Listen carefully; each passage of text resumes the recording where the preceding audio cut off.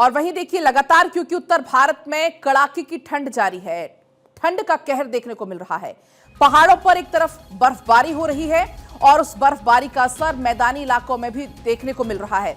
अगर हम बात करें जम्मू कश्मीर, हिमाचल, उत्तराखंड की, जहां लगातार बर्फबारी हो रही है और उस बर्फबारी का असर मैदानी इलाकों में देखने को मिल रहा है।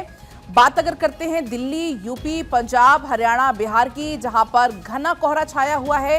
राजस्थान, मध्य प्रदेश, छत्तीसगढ़, झारखंड में भी घना कोहरा है। कोहरे की वजह से जो विमान सेवाएं हैं, ट्रेन सेवाएं हैं, उन पर भी काफी ज्यादा असर पड़ रहा है। सबसे पहले आप तस्वीरें देखिए दिल्ली की सर्दी की, कैसे दिल्ली में सर्दी चूंकि बहुत ज्यादा है। नई दिल्ली रेलवे स्टेशन आप देख पाएंगे, जो यात्री हैं वो काफी परेशान हैं क्योंकि ट्रेन भी ऐसे में लेट चल रही है। लोधी गार्डन में आप देखिए लोग अलाव का सहारा लेने को मजबूर हैं। कर्तव्य पथ पर आप देखेंगे विजिबिलिटी एकदम कम हो चुकी है, जो वाहनों की रफ्तार है वो थमी हुई नजर आ रही है। और कुछ यही तस्वीर है शंकर रोड और अक्षरधाम में भी, जहां पर वाहन एकदम रेंगते हुए नजर आ रहे हैं। और ऐसे में हालांकि लोगों को सलाह भी यही दी जाती है कि बहुत ज्यादा सावधान रहने की जरूरत है कोहरे के चलते।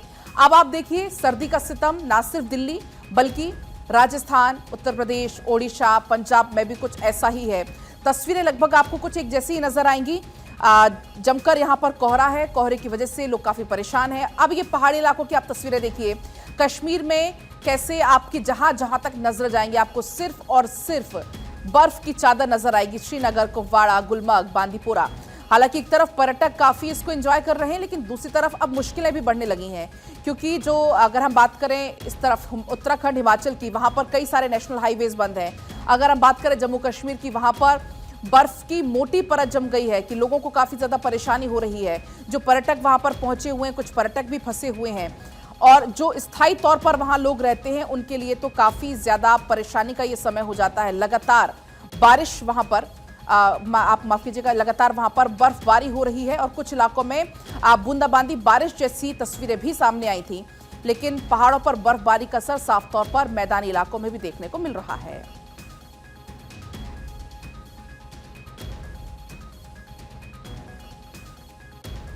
और आपको हम कुछ तस्वीरें भी दिखाएंगे। तमाम जो हमारे सहयोगी हैं वो ग्राउंड जीरो पर इस वक्त मौजूद हैं। कहां पर कैसी स्थिति है, कितनी ठंड है, कोहरा है, नहीं है, वो तस्वीरें हम देखेंगे। हमारे जो सहयोगी हैं, गौरव हमारे साथ दिल्ली से जुड़ रहे हैं। इसके अलावा हमारे साथ सर्वेश होंगे पटना से, धनंजय होंगे रांची से। सबसे पहले आपको दिल्ली की ही तस्वीरें दिखा देते हैं क्योंकि गौरव हम देख रहे हैं कि आज दिल्ली में कोहरा बहुत ज्यादा है और ऐसे में परेशानी लोगों की बहुत ज्यादा बढ़ती हुई नजर आ रही है। बिल्कुल देखिए, सही मायने में कहा जाए कि नए साल की जो शुरुआत हुई है वो अब कड़ाके की ठंड के साथ हुई है। और राजधानी दिल्ली जानी भी जनवरी के ठंड के लिए जाती है। और जिस तरीके से आज मैं सबसे पहले आपको विजिबिलिटी दिखाता हूं कि इस वक्त मेरी मौजूदगी लुटियंस दिल्ली के अंदर है और यहाँ पर जो विजिबिलिटी है वो बेहद मैं कहूँ सामान्य श्रेणी में पहुँच चुका है। खास करके अगर हम बात करें अमूमन जो ये स्थिति है, अगर हम दिसंबर के आखिरी सप्ताह की बात करें राजधानी दिल्ली में, तो विजिबिलिटी इतनी ज़्यादा कम कभी देखने को नहीं मिली थी क्योंकि ये सुबह 9 बजे के आसपास की तस्वीरें आप देख रही हैं और विजिबिलिटी बिल्कुल सही रहती थी। लेकिन आज विजिबिलिटी बहुत कम है, जिससे हवाई सेवाओं पर भी जो असर है वो देखने को मिल रहा है। रेल सेवाओं पर भी इसका असर देखने को मिल रहा है। इसके अलावा अगर मैं बात करूं दिल्ली के तापमान की, तो दिल्ली का जो न्यूनतम तापमान है वो आज 8 डिग्री सेल्सियस तक आ गया है। और दूसरा सबसे बड़ी बात यह है कि क्योंकि बाकी राज्यों में जिस तरीके से बर्फबारी हो रही है, आसपास के राज्यों का मौसम जैसा होता है, कहीं ना कहीं राजधानी दिल्ली का जो मौसम है उसी तरीके के, उसी अनुरूप से कहीं ना कहीं ठंडा अपने आप में और ज़्यादा होता जाता है। और जिस तरीके की स्थिति राजधानी दिल्ली में है, दिल्ली में दो सबसे बड़ी समस्याएं अब आने वाले दिनों में होंगी। मौसम विभाग की माने तो ये जो कोहरे की सफ़ेद चादर है ये एक प्राकृतिक तौर पर रहेगी ही रहेगी, लेकिन जो हम बार बार एयर क्वालिटी की बात करते हैं, हम अक्सर बात करते हैं कि दिल्ली की जो प्रदूषित हवा है उसकी बात करते हैं, आने वाले दिनों में अब जो सांस के पेशेंट होंगे, जो दमा के पेशेंट होंगे, कुल मिलाकर गौरव अगर हम देखें तो हर तरफ से जो परेशानी है वो बढ़ती हुई यहाँ पर नजर आ रही है राजधानी वासियों के लिए, दिल्ली वासियों के लिए। आपके पास भी मैं लौटूंगी। बिहार और झारखंड की क्या हाल है, सर्वेश और धनंजय हमारे साथ हैं, उनसे हम जान लेते हैं। सर्वेश, अगर हम बात करें बिहार की तो ओवरऑल आप जानकारी दीजिएगा और फिलहाल आप पटना का मौसम बताइएगा कैसा है।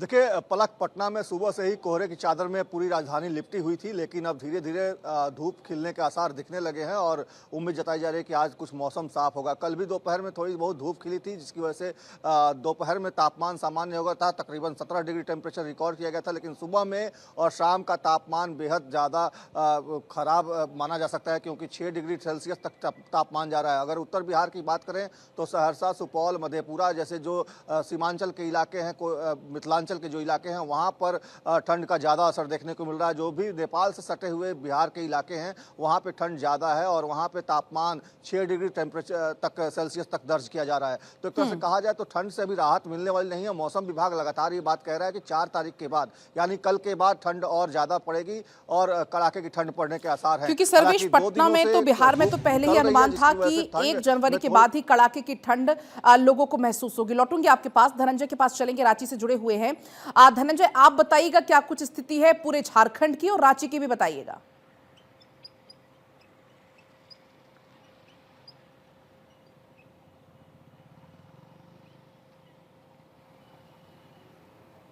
देखिए, नए साल की शुरुआत कड़ाके की ठंड के साथ हुई थी और कल बीते रात की अगर बात की जाए तो सारे फ्लाइट्स डिले हो गए थे। जो 8 बजे की फ्लाइट थी 10:30 बजे के आसपास रात में पहुंची है कलकत्ता और बॉम्बे की फ्लाइट। और सुबह सुबह की अगर बात करें रांची का, तो टेम्परेचर जो था ग्रामीण इलाका 4 डिग्री के आसपास रहा और शहरी इलाकों के टेम्परेचर की बात की जाए तो 4.5 डिग्री टेम्परेचर रांची के शहरी इलाके की है। सबसे कम तापमान अगर गुमला का है तो वो 4 डिग्री के आसपास रहा है। झारखंड के जितने भी जिले हैं, यानी एक सिर्फ धनबाद को छोड़ दिया जाए, सभी जिलों का तापमान 10 डिग्री से नीचे आ चुका है। और जो मौसम विभाग ने कहा था कि जो वेस्टर्न डिस्टर्बेंस का जो असर समाप्त होगा, बादल हटने के बाद जो हवा चलेगी, कड़ाके की ठंड का प्रकोप झारखंड वासियों को सहना पड़ेगा। और वो उसी अनुसार ये झारखंड में पूरे देखने को मिल रहा है। अगली बात की जाए देर रात और सुबह भोर की अगर बात की जाए तो कड़ाके की ठंड, जो हाड़ कपाने वाली ठंड है, वो एहसास दिला रही है। और डॉक्टरों की अगर बात की जाए तो रिम्स सबसे बड़ा जो हॉस्पिटल है झारखंड में, वहां पे बीपी शुगर का जो पेशेंट है, दमा पेशेंट सबसे ज्यादा बढ़ गया है। जो बीपी का पेशेंट था, डबल डोज और शुगर के पेशेंट दवाई लेने पर मजबूर हो रहे हैं। डॉक्टर ने कहा है कि आप सुबह और शाम के समय वक्त में घर से बाहर ना निकले। जो मॉर्निंग वॉक में निकलते थे 80% से भी कम लोग अब मॉर्निंग वॉक में देखे जा रहे हैं। तो ये साफ अंदेशा लगाया जा सकता है या महसूस किया जा सकता है झारखंड में जिस तरह से कड़ाके की ठंड पड़नी चाहिए तो पड़ना शुरू हो गया है। और राहत वाली खबर भी धनंजय है, आपके पास भी मैं लौटूंगी। इस बीच हमारे साथ नोएडा से साजिद जुड़ गए हैं और शिमला से हमारे साथ रॉबिन जुड़ गए हैं। पहले शिमला लिए चलते हैं। शिमला की स्थिति रॉबिन आप बताइएगा, क्योंकि लगातार वहां पर बर्फबारी हो रही है, असर हम मैदानी इलाकों में भी देख पा रहे हैं साफ तौर पर। बिल्कुल पलक, देखिए हिमाचल प्रदेश में भी कमोवेश यही स्थिति बनी हुई है और बीते कुछ दिनों से लगातार शिमला समेत कई जो मध्यवर्ती पहाड़ी क्षेत्र हैं वहां पर बर्फबारी नहीं हुई है। इसके चलते हिमाचल प्रदेश के निचले इलाके, खासतौर पर जो निचले 5-6 जिले हैं, वहां पर शीतलहर का जो असर है वो देखने को मिल रहा है और लोगों को कड़ाके की ठंड महसूस हो रही है। हिमाचल प्रदेश के जो ऊपरी इलाके हैं, लाहौल स्पीति, चंबा, कुल्लू और कांगड़ा के ऊपरी क्षेत्र, हायर रिचेस, वहां पर बर्फबारी लगातार रुक रुक कर हो रही है। तो ऐसे में उसका जो असर है वो निचले क्षेत्रों में देखने को मिल रहा है।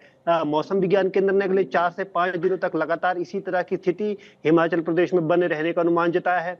इसके अलावा साथ ही साथ 6 तारीख के आसपास ऐसी उम्मीद बताई जा रही है कि एक बार फिर जो पश्चिमी विक्षोभ है वो हिमाचल प्रदेश में सक्रिय होगा, जिसका असर मनाली, कुल्लू और इसके अलावा शिमला जैसे इलाकों में देखने को मिलेगा और यहाँ पर बर्फबारी दर्ज की जा सकती है। तो ऐसे में जिस बर्फबारी की उम्मीद यहाँ के पर्यटन कारोबार से जुड़े हुए लोग, पर्यटक हो या स्थानीय लोग हो, वो लगा रहे हैं, तो ऐसे में ये उम्मीद जो है 6 या 7 तारीख के आसपास पूरी होती हुई नजर आ सकती है। हालांकि मौसम विज्ञान केंद्र का अनुमान है कि इस दौरान ज्यादा बर्फबारी का जो आसार है वो नहीं है, लेकिन हल्की बर्फबारी यहाँ पर देखने को मिल सकती है।